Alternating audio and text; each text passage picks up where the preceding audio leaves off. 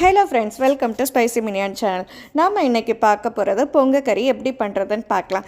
இது என்னோடய மாமியார் வீட்டில் ஸ்பெஷலான ஃபுட்டுங்க. குழந்தைங்களுக்கு பெரியவங்களுக்கு எல்லாருக்குமே வந்துட்டு நல்ல ஹெல்த்தியாக இருக்கும். ஏன்னா மோஸ்ட்லி நிறைய காய் நம்ம போடுவோம்.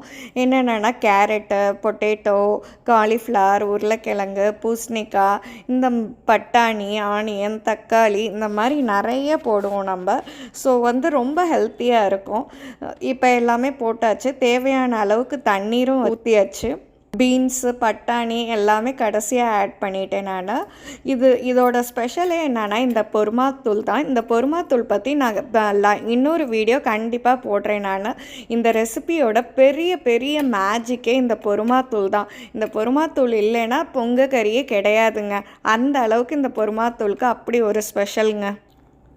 நல்லா தண்ணி கொஞ்சம் பாயில் ஆனதுக்கப்புறம் கொத்தமல்லி தலை வந்துட்டு நம்ம போடுறோம் வாசனைக்காக. எவ்வளோ வேணாலும் போடலாம். இதில் கம்மி கூட அப்படிங்கிறதெல்லாம் தேவையில்லை. ஏன்னா உங்களுக்கு காய் நிறையா இருக்குது. ஸோ அதுக்கேற்ற மாதிரி கூட நீங்கள் போட்டுக்கலாம். அப்புறம் என்ன, கடைசியாக நம்ம தேங்காய் தாங்க எல்லா இதுலேயும் கடைசியாக போடுற இது தான். இதுலேயும் போடுறோம். கொஞ்சம் தேவைக்கேற்பன்னு சொல்கிறதுக்கு பதிலாக நிறையாவே போட்டுக்கலாங்க. போட்டுட்டு நல்லா கலக்கி விட்டுட்டு திரும்ப வந்துட்டு மூடி வச்சுருங்க.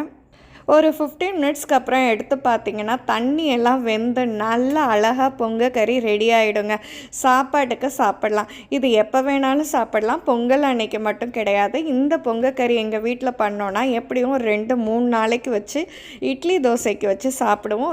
ரொம்ப டேஸ்டியாக இருக்கும். நீங்களும் பண்ணிவிட்டு சாப்பிடுங்க. இந்த மாதிரி இந்த வருஷம் பொங்கலுக்கு நீங்கள் பண்ணியிருந்தீங்கன்னா கமெண்ட் பண்ணுங்கள். Thank you friends.